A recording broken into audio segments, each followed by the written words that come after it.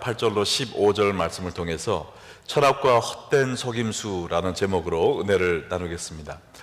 제가 월요일에 LA 갔다가 어젯밤에 밤 비행기를 타고 시카고로 돌아오기 위해서 공항에 좀 일찍 나갔습니다. 그래서 기다리면서 이 스마트폰을 사용해서 한국에서 가장 권위 있는 기독교 월간지인 목회와 신학을 이렇게 제가 앱이 있어가지고 이렇게 좀 기사를 좀 읽어보았는데요. 그 중에 기억에 남는 기사들이 좀 있었어요. 그 중에 하나는 온라인 시대, 교회에 나오지 않는 교인들이라는 그런 기사가 있었는데, 요새 한국에 주일이 되면 교회에 출석하는 대신에 집에서 인터넷이나 아니면은 스마트폰이나 아니면 케이블 TV를 통해서 예배를 보고 그저 그냥 자기 볼일 보고 마는 그런 사람들이 더 많이 생겨나고 있다. 그래서 복음 전파를 위해서 만들어진 이 기독교 방송 매체가 오히려 성도들의 교회 출석을 저조하게 만드는 역할을 하고 있다라는 기사가 있었는데요. 그러면서 2015년, 그러니까 3년 전 통계를 인용했는데, 요새 한국의 기독교인 수가 전 인구의 19.7%인 968만 명, 그래서 1000만 명을 밑돌고 있다. 근데 더 염려스러운 것은 본인이 기독교인이다라고 대답을 한 사람들 가운데 200만 명이 이단 종파에 속해 있다는 겁니다. 200만 명이에요. 그리고 100만 명은 교회에 적을 두고 있을지는 모르지만 교회에 출석을 하지 않는, 내가 기독교인이다라고 하지만 교회는 안 나가, 이걸 거꾸로 하면 뭡니까? 가나안. 그래서 가나안 신자들이 100만 명이라는 거예요. 그러니까 한국의 기독교인이라 자처하는 사람들 가운데 거의 3분의 1이 이단에 빠져 있든지 아니면 시험에 걸려 교회에 나가지 않고 있다라는 것입니다. 이 미국에 있는 한인들 그 영적인 상태를 종합해 놓은 통계를 제가 보지는 못했지만, 이 미국에 있는 한인들을 우리가 설문을 해봐도 아마 많은 사람들이 이 교회에 안 나가고 있는 이 가나안 신자 혹은 또 이단 종파에 빠져 있는 사람들이 많지 않을까 이렇게 생각이 됩니다. 그런데 지금뿐 아니라 사도 바울이 사역하던 1세기에도 그 초대 기독교인들 가운데 많은 사람들이 미혹의 영으로 인해서 이단 사상에 빠지거나 신앙을 저버린 사람들이 많이 있었습니다. 오늘 우리가 읽은 이 골로새서 2장 말씀도 이런 유혹을 받고 있던 고린도 교회들을, 골로새 교인들을 보호하기 위해서 사도 바울이 쓴 서신이죠. 그래서 오늘 이 말씀을 보면 성도를 미혹하여 그들의 믿음을 잃게 하고 또 이단에 빠지게 하는 원수 마귀의 술수가 예나 지금이나 별로 변하지 않은 것을 저희가 보게 됩니다. 그래서 오늘 이 자리에 오신 여러분들도 오늘 말씀을 통해서 원수 마귀의 술수를 파악하여서 미혹의 영으로부터 여러분의 신앙을 굳게 지키시기를 주 예수의 이름으로 축원합니다. 자, 우리가 미혹의 영에 속지 않으려면 먼저 철학과 헛된 속임수의 혼합주의를 조심해야 합니다. 우리 한번 따라해 볼까요? 철학과 헛된 속임수의 혼합주의를 조심하라. 8절 말씀 보면 누가 철학과 헛된 속임수로 너희를 사로잡을까 주의하라. 이것은 사람의 전통과 세상의 초등학문을 따름이요 그리스도를 따름이 아니니라. 여기 8절에 나온 철학과 헛된 속임수를 직역하면 헛된 속임수인 철학이라고 이야기를 할 수 있겠습니다. 이 철학은 헬라어로 얘기하면 여러분이 아시는 그림입니다. 필라소피아. 필라는 사랑, 소피아는 지혜죠. 그래서 지혜를 사랑하는 것을 철학이라 이야기를 하고 있지만, 그 당시의 철학은 궤변 같은 말장난을 통해서 하나님을 대적하고 인간을 드높이는 악한 용도로 이 인간의 논리를 사용을 하고 있었습니다. 그래서 원수 마귀가 이 철학을 사용해서 사람들로 하여금 예수님을 믿지 않고 이 사람들의 전통이나 세상의 초보적인 거짓된 논리를 따르도록 미혹하는 도구로 사용했던 것입니다.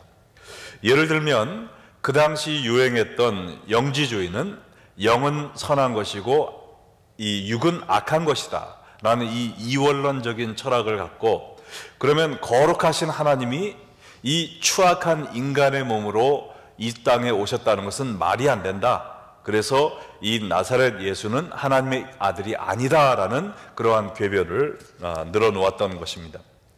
그래서 이러한 인간적인 세상적인 철학으로 많은 성도들의 믿음이 흔들림을 당하고 있었다는 거예요. 그래서 예수님 대신 우리가 하나님께 가기 위해서는 이러이러한 영적 지도자들을 우리가 찾아가야 된다, 아니면 이러한 영적인 행위를 해야 된다 하면서 예수님 외에 다른 무엇을 통해서 하나님께 가도록 사람들을 종용했다는 것입니다. 그러나 성경은 오직 예수님만이 하나님과 사람 사이의 유일한 중보자이심을 명확히 선포하고 있습니다. 우리 다 함께 디모데전서 2장 5절을 한 목소리로 읽겠습니다. 하나님은 한 분이시요 또 하나님과 사람 사이의 중보자도 한 분이시니 곧 사람이신 그리스도 예수라.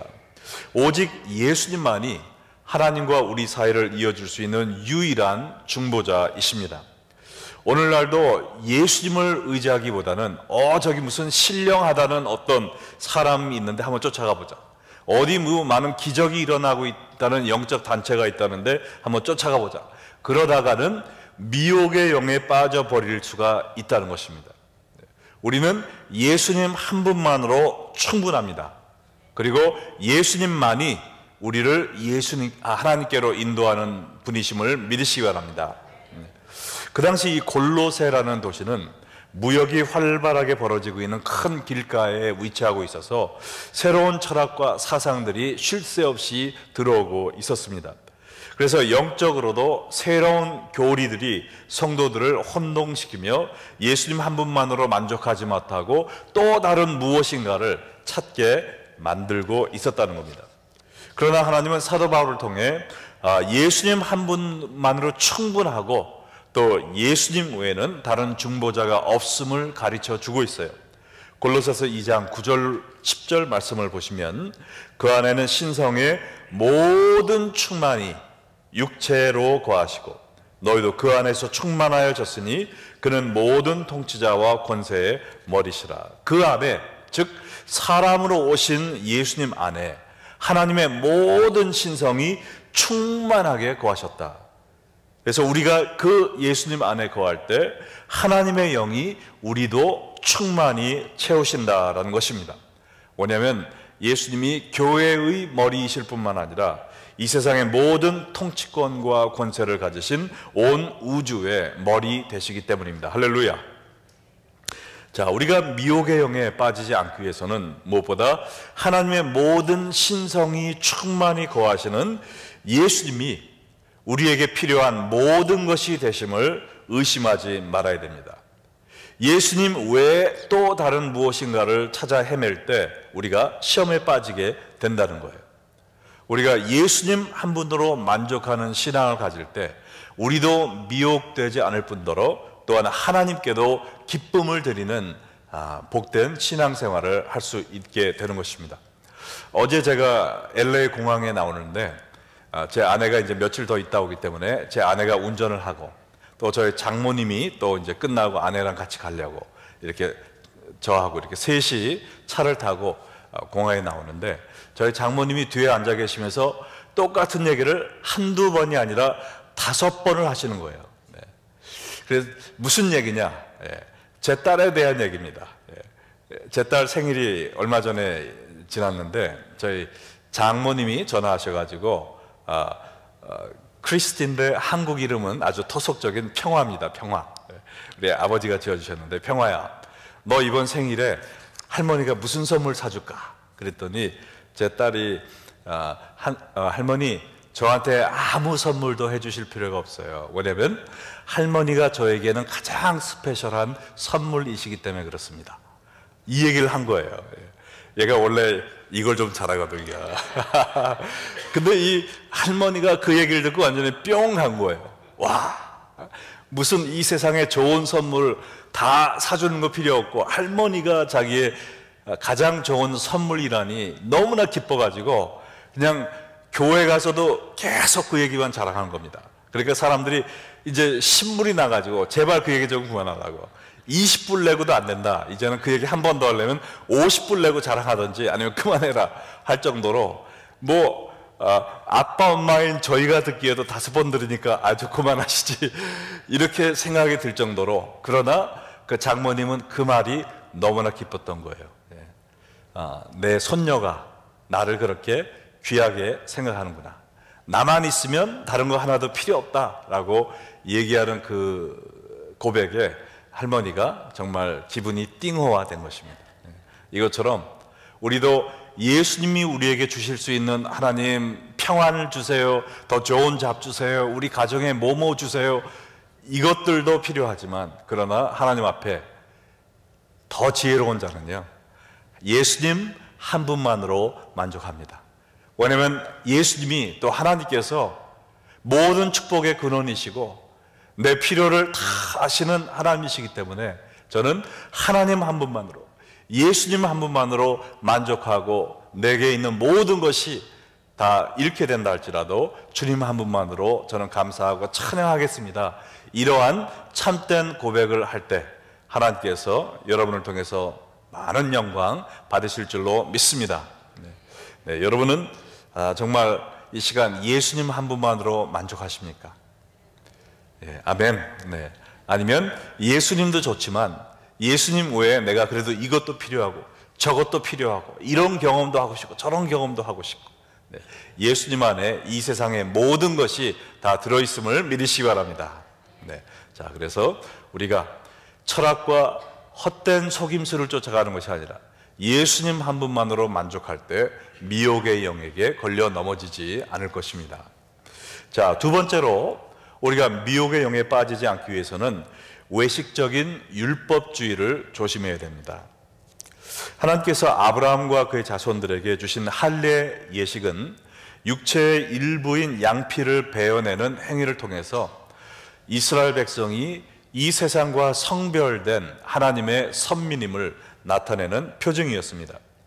그런데 이렇게 손으로 행한 할례는 장차 성도들이 받을 참된 할례의 모형이었다라는 것이죠.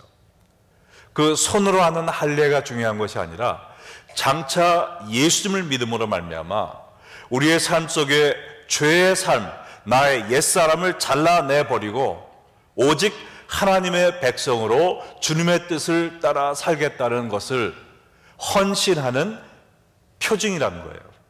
그러나 이 이스라엘 백성들은 율법의 참뜻을 이해하지 못하고 오히려 율법의 노예가 되어서 마음의 할례는 생각하지도 않고 육체의 할례만 집중을 해가지고 이 육체의 할례를 받지 않으면 구원받을 수 없다라는 어리석은 주장을 피게 된 것입니다. 그래서 바울은 골로새서 2장 11절을 통해 이야기하기를 또 그 안에서 너희가 손으로 하지 아니한 할례를 받았으니 곧 육의 몸을 벗는 것이요 그리스도의 할례니라 라고 이야기를 한 것입니다. 바울은 손으로 육체의 한 부분을 떼어내는 할례가 참 할례가 아니라 십자가에서 돌아가신 예수님을 믿음으로 말미암아 육의 몸, 즉 나의 옛사람을 벗어버리는 것이 참 할례다라고 이야기를 하고 있는 것입니다.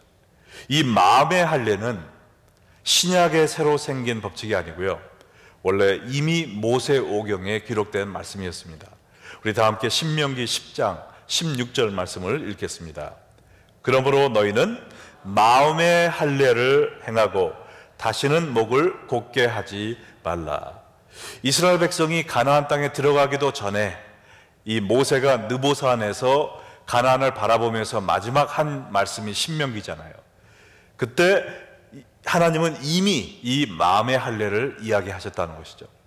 너희가 육체의 할례를 받았다고 교만하지 말고 하나님이 원하시는 마음의 할례를 받아라 라는 겁니다. 양피만 베어버리지 말고 죄의 삶을 잘라버리고 하나님이 기뻐하시는 거룩한 삶을 살라라는 거예요. 신약시대에 들어와 이 할례 예식은 세례 예식으로 대체되었는데, 세례도 할례와 동일하게 죄에서 떠나 새로운 그 거룩한 삶을 살겠다는 헌신의 예식입니다. 골로새서 2장 12절 말씀을 함께 읽어볼까요? 너희가 세례로 그리스도와 함께 장사되고 또 죽은 자들 가운데서 그를 일으키신 하나님의 역사를 믿음으로 말미암아 그 안에서 함께 일으키심을 받았느니라. 자, 구약시대 이스라엘 백성들이 육체의 할례를 자랑하고 마음의 할례는 무시해버린 외식적인 율법주의의 삶을 살았던 것처럼, 만약 우리도 내가 교회 앞에서 세례 예식을 받았어, 나는 기독교인이야 라고 말만 하면서 내 옛사람을 그리스도와 함께 십자가에 못 박지 않고 주 안에서 새로운 삶을 살지 않는다고 하면, 나도 율법적인 그 유대교인들과 같은 율법주의자가 되고 만다라는 것입니다. 우리가 세례 받은 것만 자랑하고 세례 받은 자의 삶을 살지 않는다면 이 율법주의자들과 전혀 다른 것이 없고, 우리의 삶에 그리스도가 사는 것이 아니라 아직도 옛사람이 내 안에 살아서 이 미혹의 영이 우리를 유혹할 때 우리가 넘어질 수밖에 없다는 것입니다. 여러분은 어떻습니까? 겉으로 보이는 교회 출석, 교회 봉사, 또 종교적인 행위를 통해서 내가 예수님 잘 믿고 있어, 내가 이 정도는 신앙생활 잘하고 있지 라고 스스로 위로하고 계십니까? 아니면은 아무도 보지 않는 곳에서 나의 옛사람을 십자가에 못 박으며 또 예수님 안에서 새로운 삶을 살면서 참된 기독교인의 삶을 영위하고 계십니까? 참된 신앙인의 모습이 기록된 고린도후서 5장 17절 말씀, 우리 다 함께 읽겠습니다. 그런즉 누구든지 그리스도 안에 있으면 새로운 피조물이다. 이전 것은 지나갔으니 보라 새 것이 되었도다. 네. 참된 기독교인이 누구냐? 참된 그리스도인은 일주일에 한두 번씩 성경책 들고 예수님 만나러 교회에 오는 사람이 아니라는 것입니다. 날마다 예수님 안에 사는 사람이라는 것이죠. 나의 옛사람은 이제 십자가에 못 박아버리고 그리스도 안에서 새로운 피조물이 되어 예수님을 주인으로 모시고 사는 그 삶, 그것이 바로 그리스도 안에 있는 예수님 믿는 사람들의 모습이라는 것입니다. 여기에 오신 모든 분들은 정말 나의 종교적인 생활에 만족하지 마시고 나의 옛사람을 십자가에 예수님과 함께 못 박아버리고 이제는 예수님을 나의 주인으로 모시고 예수님 안에서 새로운 피조물의 삶을 사는 복된 참된 신앙생활 누리시기를 주의 이름으로 축원합니다. 자, 우리를 넘어뜨리려는 미혹의 영에게 당하지 않기 위해서 또 하나 주의할 점이 있는데요. 그것은 십자가의 능력을 잃어버린 세속주의를 조심하라라는 겁니다. 한번 따라해 볼까요? 십자가의 능력을 잃은 세속주의를 조심하라. 어제 읽은 목회와 신학 매거진에서 기억나는 또 하나의 기사가 있는데요. 그것은 소확행 시대, 나의 행복이 1순위인 교인들이란 아리글이었습니다. 이 한국에서 쟁쟁한 신학교 교수들이 이렇게 다 쓴 건데요. 여러분 처음 들어보셨죠? 소확행 시대 들어보셨어요? 저도 처음 들어봐서 내가 한국말을 못해서 모르나 했는데 여러분도 모르시는 거 보니까 제 마음에 위로가 됩니다. 자, 근데 이 소확행 시대가 기독교인들만 쓰는 단어가 아니고요, 2018년도에 한국의 문화를 대표하는 단어라는 겁니다.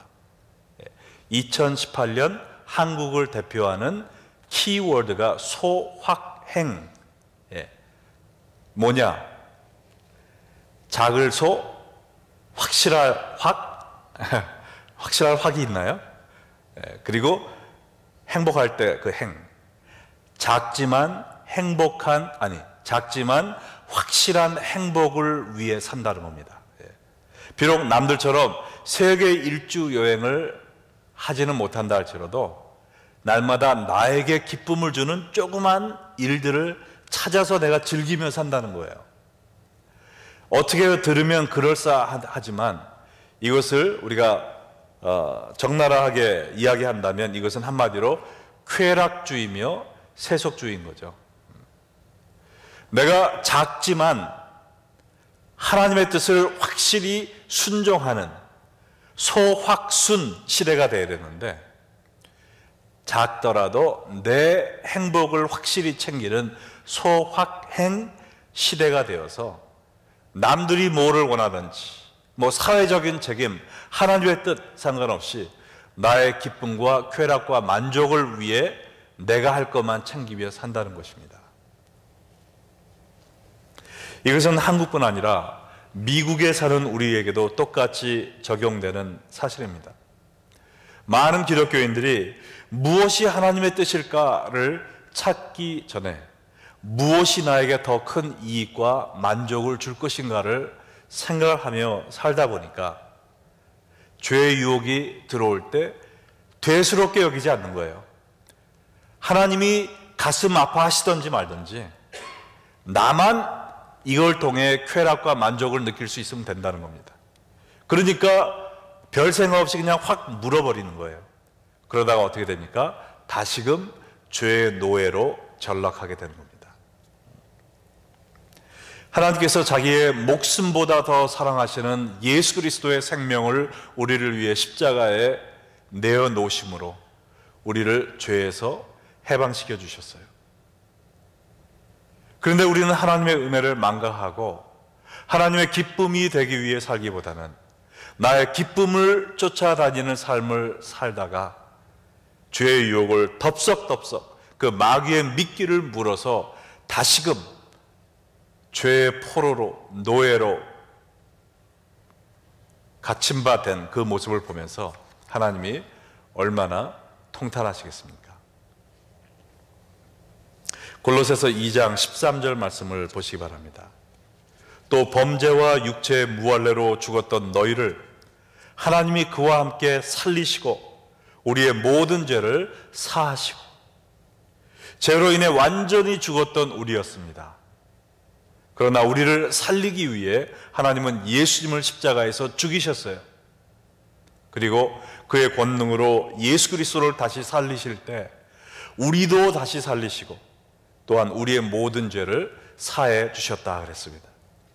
그뿐 아니라 14절 말씀에 나온 것처럼 우리를 거스르고 불리하게 하는 법조문으로 쓴 증서를 지우시고 제하여 버리사 십자가에 못 박으시고 그랬습니다. 예수님이 십자가에서 우리를 정죄하는 율법의 고소장을 그의 피로 완전히 백지화시키셔서 더 이상 우리가 율법의 정죄함을 받고 살지 않도록 우리의 죄를 깨끗이 말소시켰다라는 겁니다. 그래서 그 율법을 십자가에 못 박으셨다 그랬어요. 이제는 율법이 더 이상 우리를 정죄할 수가 없습니다. 우리를 정죄하던 이 마귀의 세력을 오히려 포로 삼으셨어요. 15절 말씀 보니까 통치자들과 권세들을 무력화하여 드러내어 구경거리로 삼으시고 십자가로 그들을 이기셨느니라. 여기서 통치자들과 권세자들이라는 것은 공중 권세를 잡은 원수 마귀의 세력을 의미합니다. 그들을 무장해제시키셨다는 거예요. 그리고 예수님이 부활, 승전, 행진을 하실 때 포로로 끌고 오셨다는 겁니다. 그래서 사람들의 구경거리로, 조롱거리로 만들었다는 거예요. 여러분, 이것이 우리의 새로운 영적인 위치임을 깨달아야 됩니다. 과거에는 비록 우리가 마귀의 종으로 살았을지 모르지만 이제는 예수님이 십자가에서 돌아가신 후에 부활 승천하심으로 말미암아 위치가 바뀌었다는 거예요.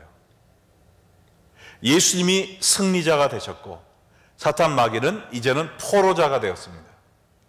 우리가 예수 안에 있을 때 사탄 마귀를 밟을 수 있는 권세가 있다는 겁니다. 믿으십니까? 과거처럼 죄의 유혹이 오면 내가 죄를 지을 수밖에 없는 그러한 불쌍한 인생이 아니라는 거예요. 그러나 단 그리스도 안에 있을 때만 이것이 가능한 것이죠. 내가 아직도 소확행을 부르짖으면서 예수님께 등을 돌리고 예수님을 떠나 이 세상 밖으로 나가는 순간 나는 또다시 원수 마귀의 밥이 되는 겁니다. 왜냐하면 아직도 내 힘으로는 원수 마귀를 이길 수가 없어요. 예수 안에 있을 때만이 우리가 이길 수가 있습니다. 그러나 우리가 예수님을 믿은 후에도 나의 행복을 찾아서 내 마음대로 세상을 향해 예수님을 떠날 때 우리는 죄를 질 수밖에 없고 또다시 예수 안 믿는 사람처럼 그러한 불쌍한 죄의 사슬에 갇힌 자로 살 수밖에 없다는 것입니다. 여러분은 예수 그리스도 안에 거하시면서 이 십자가의 승리의 삶을 경험하며 살고 계십니까? 아니면 나의 쾌락과 만족을 위해 예수님을 등짓고 세상을 향해 나가다가 또다시 죄의 노예가 되어 정말 볼품없는 그러한 패배자의 삶을 살고 있지는 않습니까? 여러분, 우리가 이 영적인 사실을 깨달아야 돼요. 여러분이 날마다 시험 당할 때마다 쓰러지는 그러한 죄가 있습니까? 나는 이 죄에 유혹이 오면 넘어질 수밖에 없어라는 그러한 생각을 먼저 버리시기 바랍니다. 예수님께서 그 죄도 승리할 수 있도록 모든 것을 준비해 놓으셨습니다. 믿으십니까? 우리가 그 죄의 유혹이 올 때 예수 안에 있기만 하면 그 죄도 이겨낼 수가 있는 거예요. 하나님은 그리스도의 십자가를 통해서 우리의 승리의 삶을 위한 모든 것을 준비해 놓으셨습니다.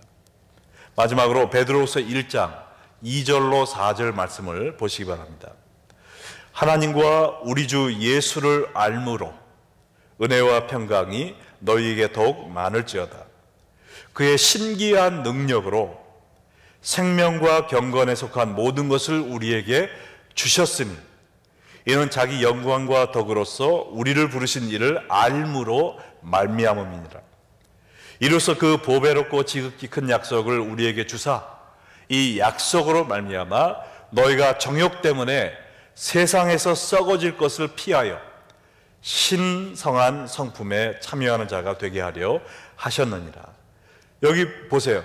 그가 신기한 능력으로, 우리가 이해할 수 없는 하나님의 놀라운 능력으로 생명과 경건의 이 영어로 보면 직역을 하면요, 우리가 생명과 경건에 속한 삶을 살기 위해 필요한 모든 것을 이미 주셨다라고. 지금 과거형입니까? 미래형입니까?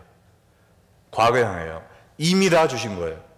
십자가에서 예수 그리스도로 말미암아 마귀 권세를, 그의 머리를 깨트리심으로 말미암아 승리하신 거예요. 우리가 예수 안에 거할 때 우리는 이 승리를 누릴 수 있는 겁니다. 그 방법이 뭐냐? 그 다음에 나와 있잖아요. 이는 자기의 영광과 덕으로서 우리를 부르신 이를 알므로 말미암음이니라. 우리가 예수 믿는다고 이렇게 갑자기 힘이 세지는 게 아닙니다.